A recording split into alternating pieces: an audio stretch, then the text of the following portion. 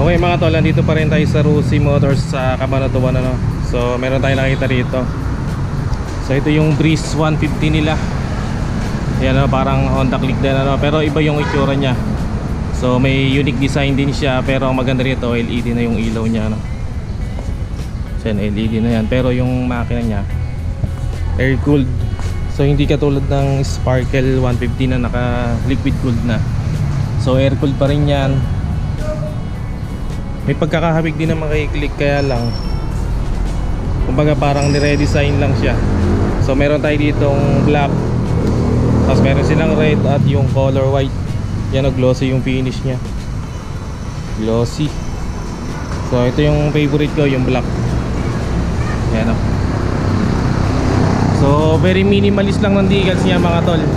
So meron lang siyang 150 dito, tapos naka-indicate din dito yung Euro 3. Yan, tapos meron siyang decals dito na parang kilay, ano. Siyempre yung logo ng Rusi. Yan. Tapos naka-combi brake na rin, ano. So meter panel mga tol, ano siya, analog yung speedometer niya, tapos ito digital yung part na to. Siguro andito yung fuel gauge natin. Yan. Tapos sa kanyang switch dito, yan, meron tayong engine kill switch, on and off ng headlight, electric push start. Dito high and low beam, busina, tapos yung turn signals. So okay din naman to pang service araw-araw, ano, scooter. Tapos naka disc brake tayo dito sa front brakes. Yan, dual piston caliper, and yung gulong may sukat na 80/90 rim 14. So yun nga maganda dito, naka-combi brake siya, no? Pag pinrest natin tong rear brake, sasabay yung front brake ng mga 30%. So yun yung braking system niya. Tapos pagdating sa makina, naka 150cc, single overhead cam, 2 valve. So tapos yun nga, naka air cooled na. So syempre tatagal din yan sa long drive, air cooled eh. Hindi tayo makangamba na mag-overheat yan. So subok na yan, mga air cooled na makina. Then meron siyang tire hugger dito mga tol, syempre para iwas putik din sa loob, ano. Tapos yung gulong natin dito may sukat na 90/90 rim 14. Tapos tube type pa rin to. And maganda rin yung wheels na ginamit, ano. Parang mags ng Honda Click 125 yung design. Tapos naka drum brake pa tayo dito sa likod.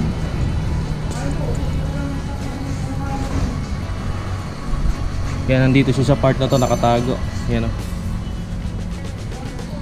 Okay, tapos dito sa tail light naka LED na rin, ganun din sa mga turn signals. Tapos may reflector tayo dito, may ilaw sa plaka. So parang Honda Click din talaga yung datingan niya. Tapos nandito yung pinaka branding niya na Breeze. Yan, meron tayong decals dito na Breeze. Buksan natin yung upuan. Yan, ano, napaka-convenient kasi pipindutin lang natin. Yan, tapat lang natin sa seat, tapos pindutin lang natin dito, ano. Yan. So meron tayong compartment dito. So di ko lang sure kung kasya yung half face helmet, ano. Meron kasi nakabukol dito, pero maluwang siya. Pwede natin paglagyan ng mga small things natin tulad ng bag, jacket, kapote, maulan ngayon. Tapos dito naman sa tabi niya meron tayong fuel tank, o yung pinakatangke niya. Yan. Then yung grab bar niya maganda rin. So very premium ng design. Tapos sa pinakaupuan niya ay meron siyang texture para makapit. Ayan o. Tapos maganda rin yung cushion na ginamit dito na malambot.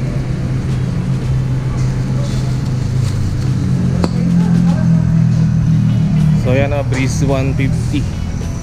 Tapos syempre meron tayo ditong pocket. Kaliwat kanan yan meron, pero mas maluwang dito. So medyo maliit nga lang siya, sa tingin ko hindi kasya yung cellphone dito. So wala rin siyang USB port. Meron naman tayo ditong hook, ano, para pag namili tayo, sasabit lang natin yan. Syempre kung marami-rami yung pinamili natin, magagamit din natin tong floorboard.